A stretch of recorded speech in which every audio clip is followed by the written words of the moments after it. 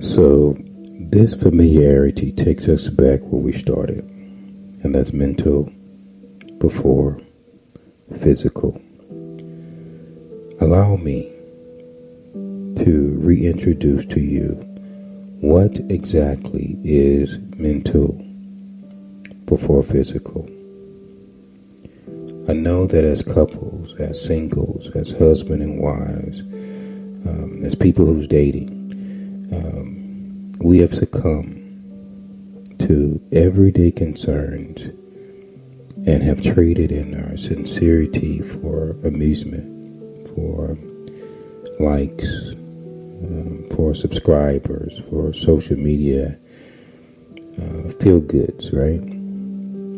Versus the ability to speak to the spirit persons first.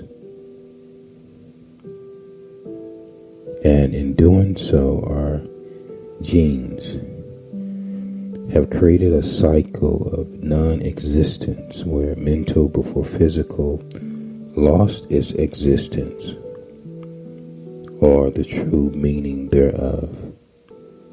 Let me explain. Every little girl before womanhood, within her loins, her heart, her soul, her mind, if just for a moment, has taken herself to an imaginary island and using that imagination, wondering what it's like to join with one spirit.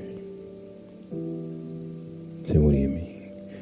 To feel appreciated and accepted unconditionally.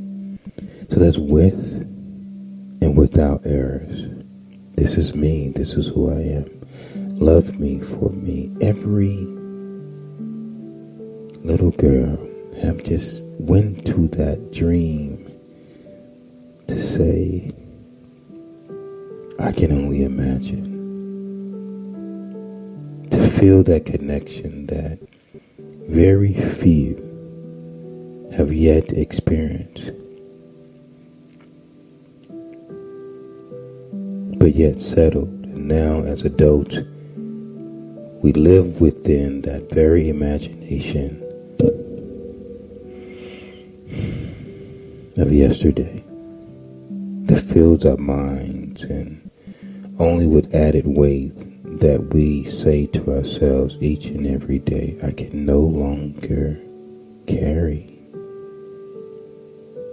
And for some, we have yet to experience our innocence, or even remember our innocence due to the weight of guilty pleasures of adults that were stolen from us.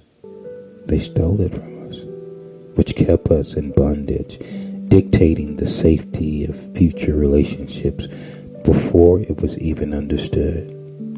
And as the victimizer began rewriting the wrongs of our first chapter through secrecy, it sowed that seed, the first seed of distrust.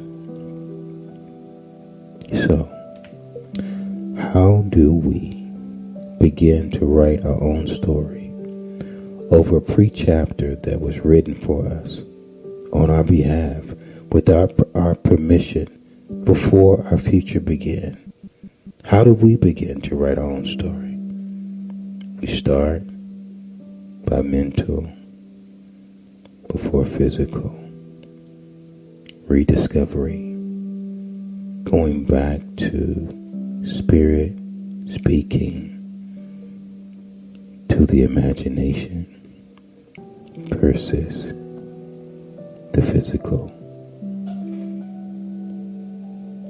See, this not only gives Mother Earth her seat back to her rightful throne, but this gift to the goddess also gives kings back their ability to reign as emperor, as past history has shown.